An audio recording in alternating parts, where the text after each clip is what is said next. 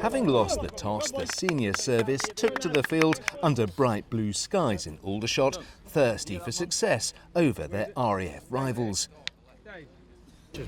With play underway, Air Force opener Ross Diver cut the ball away for an early boundary. But by the next over, he was on his way back to the pavilion. The batsman attempted to dispatch a delivery from Carl Woolnough, only to see his shot seized by Jack Watson. The Air Force were 10 for 1. Despite that early setback, the Air Force made sure their opponents would have to wait before claiming a second wicket. Sam Beals began to rack up the runs. At the other end, the Airmen's captain, Tom Shorthouse, gave his Navy counterpart, Ben Johnson, something to think about, sending the ball down to the long-off boundary. With the Air Force now motoring along, the Dark Blues were desperate to apply the brakes to their free-scoring rivals. Sam Hewitt duly delivered, claiming the wicket of Beals. He was bowled out for 44, with the score 91 for 2. A short time later, skipper Shorthouse was also on his way. Jaron John jumping for joy as the Air Force captain was dismissed for 36 and the total 102 for 3. The batting side were beginning to falter at the crease.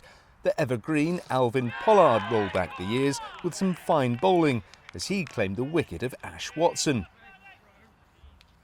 Pinpoint Pollard was on the money soon after.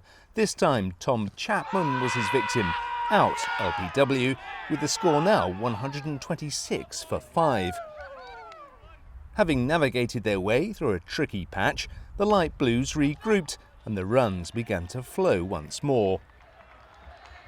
By the end of their innings, the Air Force had scored 168 for 8 from their 20 overs, a respectable target for the Navy to try and chase down. The senior service got their reply off to a solid start. Opening batsmen Jack Bell and Jack Watson just about had the measure of the Air Force bowling attack. The pair put on a half-century, largely untroubled as the fielding side toiled in the sunshine. Then came the breakthrough the RAF craved. Jack Bell looped his shot into the clutches of Diver. Bell out for 14 and the Navy were 50 for 1.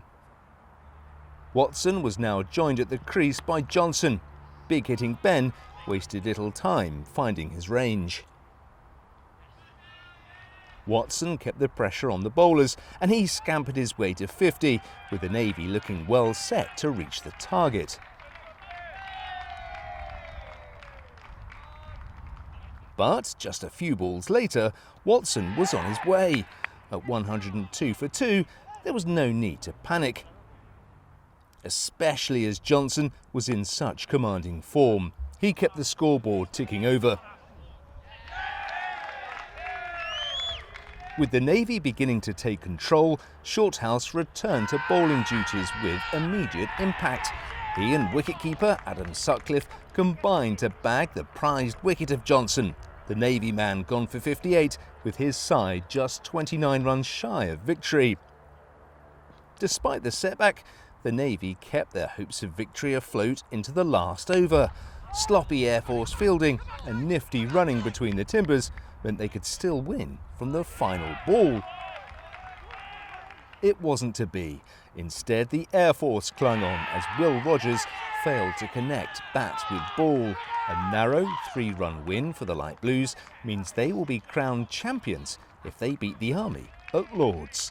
Julian Evans, Forces News, Aldershot.